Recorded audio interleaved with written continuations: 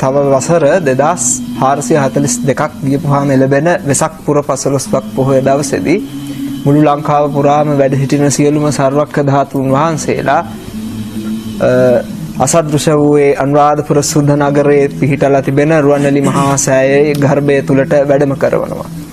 වැඩම කරපුවාම එතෙක් දැල්වෙමින් පැවති පහන් නිවිල යනවා, සුවඳ මල් පරවෙලා යනවා, සුවඳ දුම් වෙනසිලා යනවා.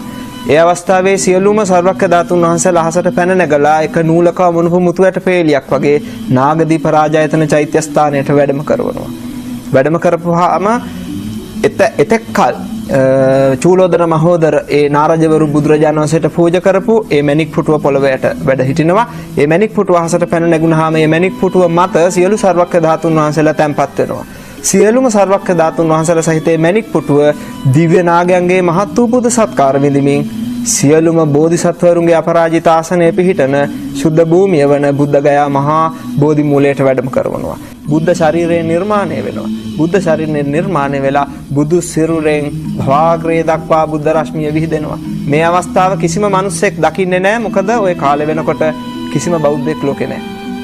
ඊට පස්සේ මොකද වෙන්නේ? සියලුම දෙවියොත් බ්‍රහ්මයොත් බුදුරජාණන් වහන්සේට අවසාන වතාවට පුද සත්කාර කරන්න බෝධි මූලයට පැමිණෙනවා. බුදුන් පුදනවා. අනන්ත බුදු ගුණ ගයමින් බුදුරජාණන් වහන්සේට ස්තුති ගායනා කරමින් බුද්ධ වන්දනා වේදෙනවා.